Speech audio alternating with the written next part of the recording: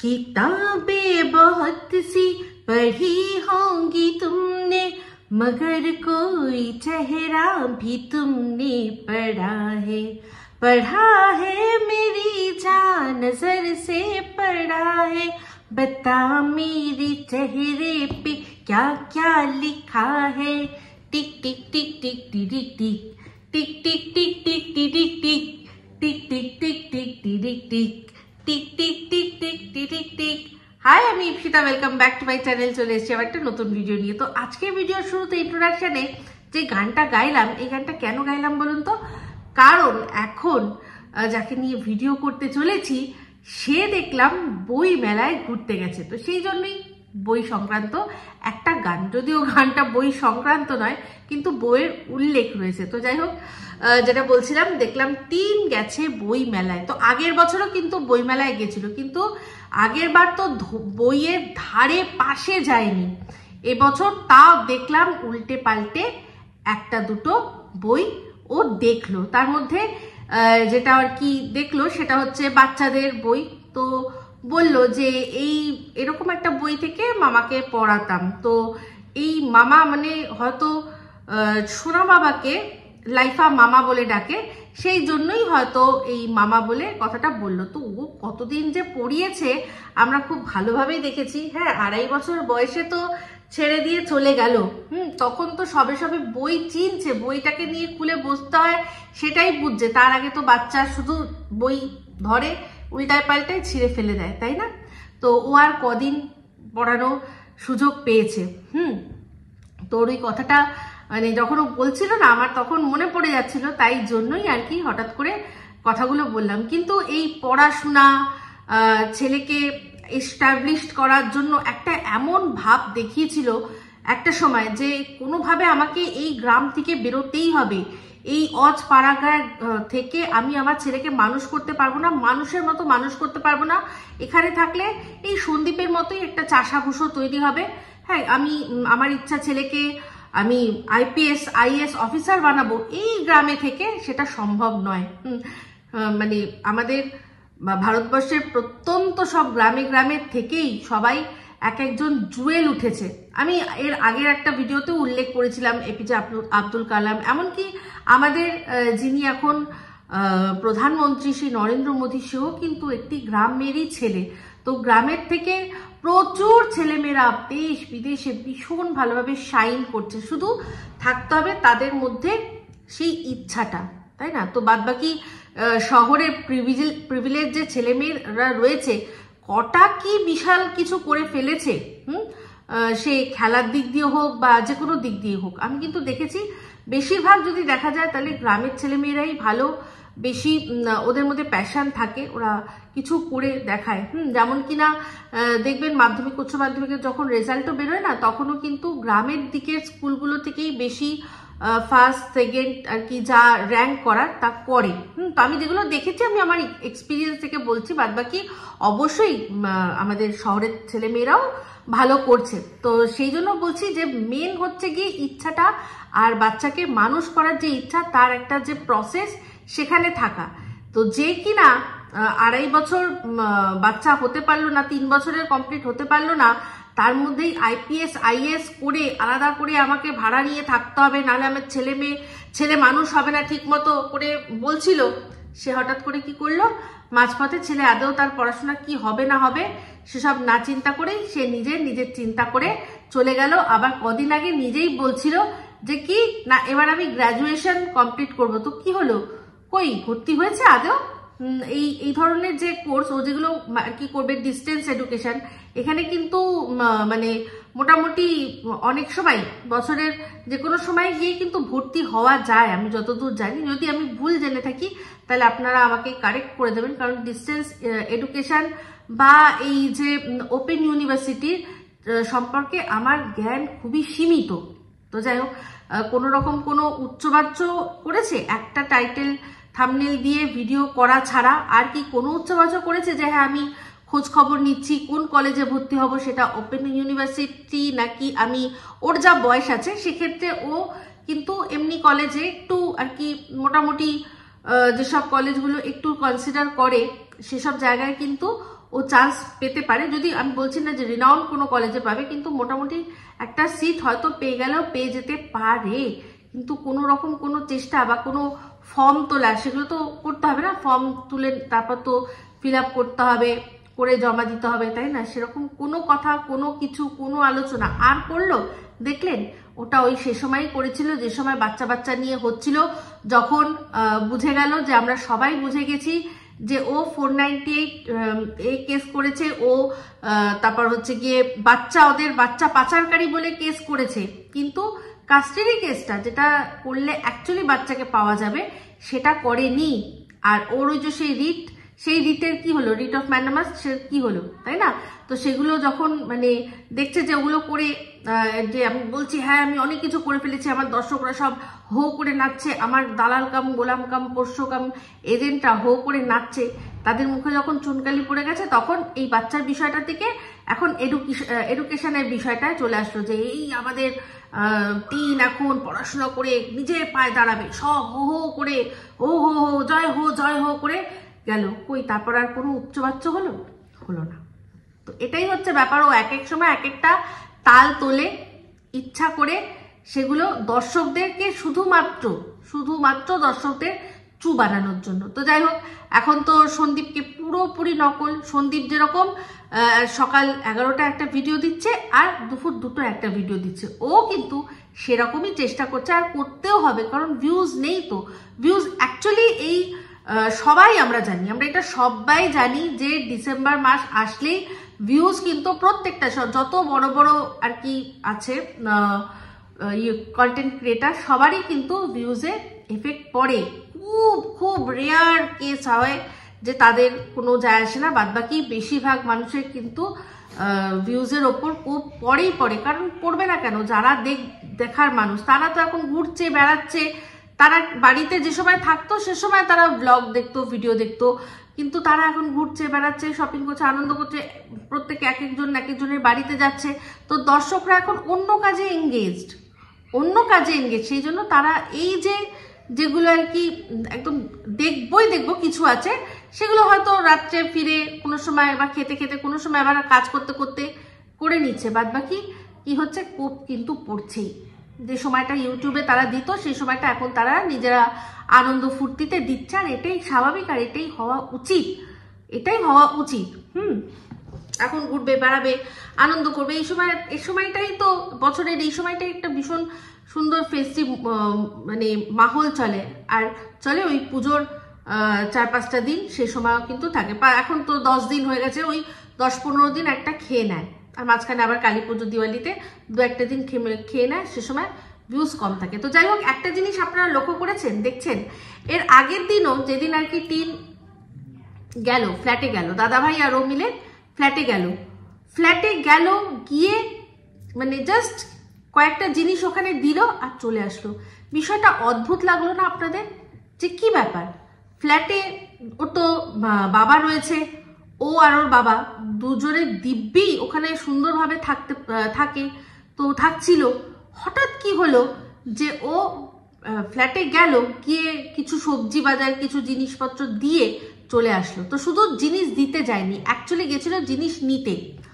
ও যখন মামার বাড়ি থেকে ফিরলো, তারপর প্রথম যে প্রমোশনাল ভিডিওটা আমরা পেলাম, সেটা কোনটা বলুন তো? সেটা হচ্ছে কি ওই সুগার টেস্ট করার জন্য, যেটা সেখানে তো 11 বলতে গিয়ে 11 করছে। যাই হোক, যেহেতু চোখে দেখা যাচ্ছে সেই জন্যই জানি যে জিনিসটা কি। তো সেই যন্ত্রটা দিয়ে সুগার টেস্ট যে করলো, মায়ের ওপর করলো। তো ও যখন ফিরলো, ওর মা তো মামার বাড়িতে রয়েছে, তাই না? তাহলে কি করে এটা সম্ভব?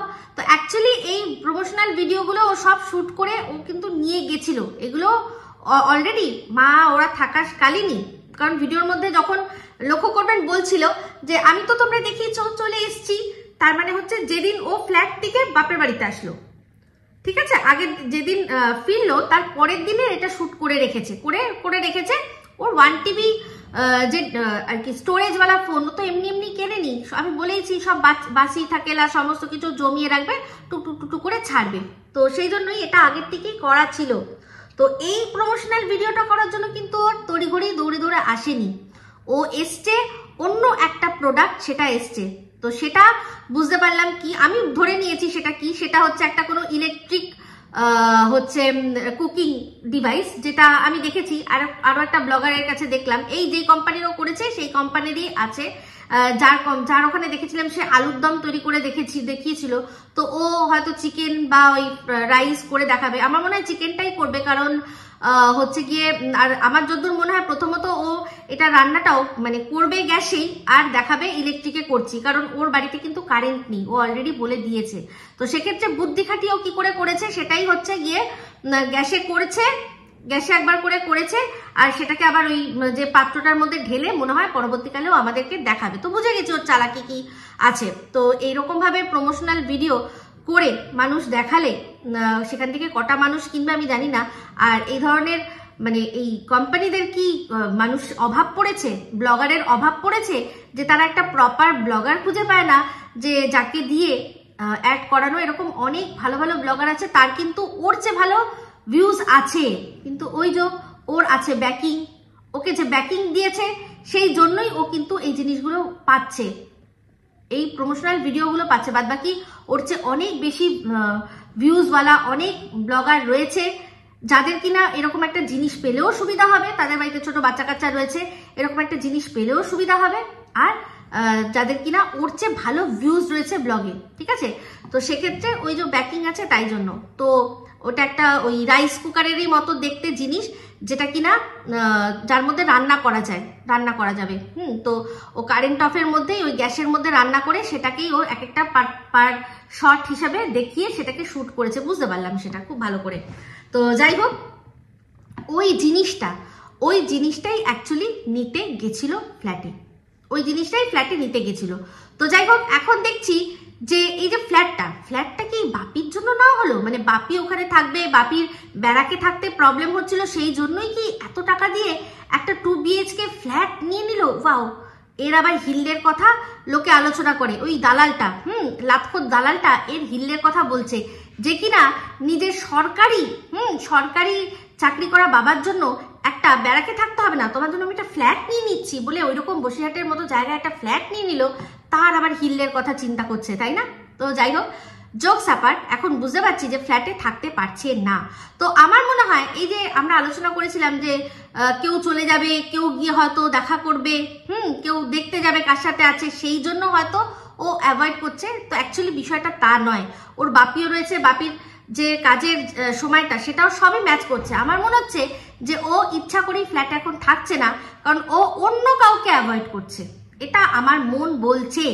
তো সে অন্য কেউ কে সেটা আপনারা বুঝে নিন, যে ও হয়তো অন্য কাউকে অ্যাভয়েড করছে, সেই জন্য ফ্ল্যাটে থাকলে সেও চলে আসলে কিছু বলতে পারবে না, সেই জন্য ও ইচ্ছা করে এখন নিজের বাপের বাড়িতে থাকছে। সেখানে কিন্তু চট করে আসতে পারবে না তা নয়, কিন্তু তাও একটা বাঁধো ব্যাপার, কারণ যেহেতু এখন মা নেই, বৌদি নেই, আর দাদাভাই রয়েছে। আর জানেন ওর দাদাভাই বদরাগী, সবাই জানি, আমরা সবাই জানি।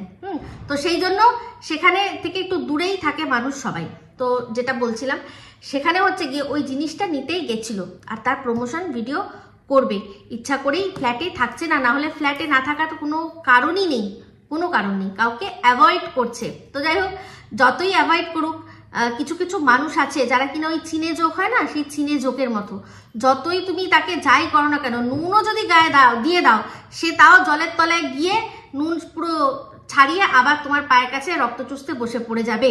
তো সেরকমই বুঝতে পারছি যে যতই বাপের বাড়িতে থাকুক, বাপের বাড়িতে রান্নার যে পরিমাণটা দেখলাম তাতেই বুঝলাম তিনও জানে যে যদি বেশি করে না করি পরবর্তীকালে আমি খেতে পারবো না, কারণ কেউ না কেউ হঠাৎ করে চলে আসবে আর সেখান থেকে খেয়ে নেবে। আর তার প্রমাণ আপনারা বুঝতে পারবেন, যখন টিন খাচ্ছিল, টিনের দাদাভাইকে যখন রিভিউ দিতে বলেছিল, তখন দাদাভাই কথা বলতে বলতে রিভিউ দিতে এরকম ভাবে তাকিয়েও যেন কথা বললো। মানে এটা হয়, আপনার সামনে যদি দুজন মানুষ থাকে, আপনি একজন মানুষের দিকে তাকিয়ে কথা বলতে পারবেন না, এই পাশের মানুষের যদি একটু হারকাত হয় আপনার চোখ এমনি চলে যাবে, কারণ ব্রেন তাকে সেরকম ভাবে ডিরেকশন দিচ্ছে, তুমি অন্যদিকে তাকাও।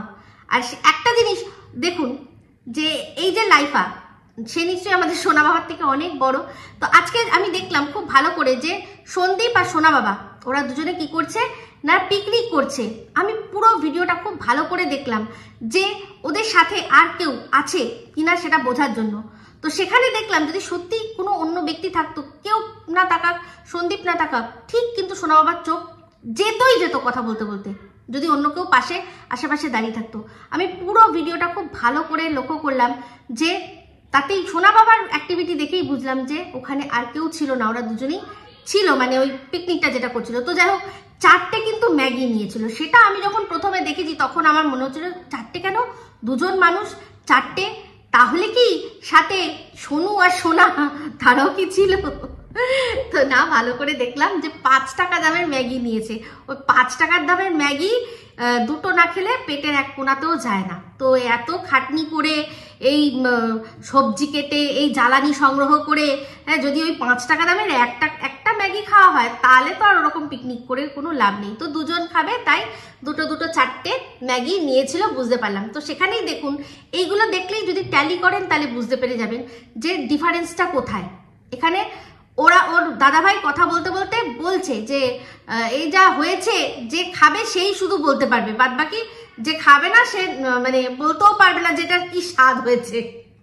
তো যাই হোক, এটা সুখ্যাত করলো না ওকে কম্বলে জড়িয়ে দিল আমি ঠিক বুঝলাম না, কিন্তু কথা বলতে বলতে চোখটা কিন্তু চলে গেছে, পুরো বোঝা যাচ্ছে ওপাশে টিনের পাশে কেউ রয়েছে। তো টিন নিজের দিকে আর ক্যামেরা ঘোরাবে না, তাই জন্যই যে বসে আছে এপাশে যে আছে তাকে বসে এই পাশে বসতে বলে দিয়েছে। আর টিন দাদাভাইকে খেতে দিয়ে যে দাদাভাইয়ের রিয়াকশনটা নেব, খাবার দেখাবো, রিয়াকশন দেবো, কিন্তু দাদাভাই যা করার করে দিয়েছে। আর ওটা টিন কেটে বাদও দিতে পারতো না, যদি দিত তাহলে এই যে পুরো রিয়াকশনটা নেওয়ার যে খাবারটা কেমন হয়েছে সেটা কোনো মানেই থাকতো না, ঠিক আছে? তো যাই হোক, কারেন্ট অফ এই সমস্ত কিছুর মধ্যেও তাও থাকতে হচ্ছে ওকে এখানেই, কারণ ও ফ্ল্যাটে থাকতে চায় না, কারণ ফ্ল্যাটে অবাধ বিচরণ যদি কারোর হয় সেটাও এখন হতে দেবে না।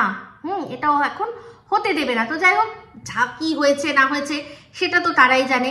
তো যখন ওরা গেল, কি যেন বলে, মেলায় গেল, সেখানেও কিন্তু পরিষ্কার বোঝা যাচ্ছিল যে সাথে কেউ একজন রয়েছে। টিন ক্যামেরায় কথা বলছে, কিন্তু কন্টিনিউয়াসলি দেখা যাচ্ছে যে লাইফা কারোর সাথে যেন কথা বলছে। তো সেটা কে?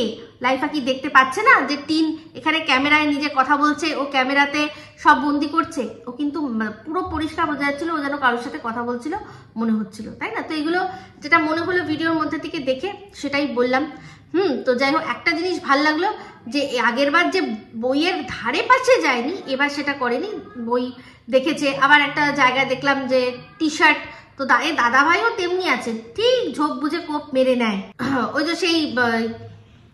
যে সেই আন্দাজ আপনা আপনায় যেরকম ক্রাইম মাস্টার গোগো বলতো না, আয়া হুম কুছ তো লুটকে যাউঙ্গা, কুছ তো লুটকে যাউঙ্গা, মোকাম বোকা ভাতিজা ক্রাইম মাস্টার গোগো। তো ও হচ্ছে ওরকমই ব্যাপার, যে কিছু না কিছু দেখবেন কোথাও যখন যাবে কিছু না কিছু একটা ঠিক নিজের জন্য বাগিয়ে নেবেই। তো হয়তো এই যে এখানে মেলায় গেছে ঘুরতে, এবার দুজনে মিলে ঘুরতে গেছে, এখন কি আর ভাড়ার টাকাটা চাইতে পারবে যে ভাড়া দে? তো যখন ভাড়া মানে সামনে থেকে ভাড়া পায় সেখানে ও কিছু ওরকম করে না, কিন্তু যখনই কোথাও ঘুরতে যায় তখনই ঠিক এটা খাওয়া, ওটা খাওয়া, এটা কিনে দে, সেটা কিনে দে করে ঠিক লাইফা জুটিয়ে নেয়, ঠিক আছে? তো ওর মারাও নাকি, টিনের ভিডিওতে শুনলাম যে মারাও নাকি কৃষ্ণনগরে কোন মেলায় ঘুরছে। তো সেটা আমার দেখা হয়নি, আমি দেখিনি, আমার দেখার কোনো ইচ্ছাও নেই, ঠিক আছে? তো টিনের ভিডিওর মধ্যে থেকে এটুকুই বললাম। কিছু কিছু জিনিস কিনেছে, ওর তো গেলে একটুখানি ইচ্ছা করেই, যেটা হেয়ার ব্যান্ড। তো কই দুটো মানে একই রকম, এমনি দুটো কিনেছে আলাদা আলাদা, কিন্তু একই রকম দুটো তো কেনেনি। বৌদির জন্য তো কিছু কিনলো না, কিনেছে কি? এখন বৌদি যেহেতু নিজেও মেলায় ঘুরছে তাই ওর জন্য কিনবে কেন? এখন তো কেনার দরকার নেই, হ্যাঁ? তো সেই জন্য এখন নিজের জন্যই কেনা, না হলে কিন্তু যা কিনি আমি সব বৌদির জন্য কিনি, এরকম কিন্তু বলে, তাই না? তো যাই হোক, এই হচ্ছে ব্যাপার। তো এখন আপাতত এটুকুই বললাম এই ভিডিওটাতে। তো যদি ভালো লাগে অবশ্যই লাইক, শেয়ার, কমেন্ট করতে ভুলবেন না। যারা চ্যানেলটা সাবস্ক্রাইব করেননি তারা সাবস্ক্রাইব করে নেবেন। সবাই ভালো থাকবেন, সুস্থ থাকবেন। আবার আসছি খুব শীঘ্রই এক নতুন ভিডিও নিয়ে। টাটা।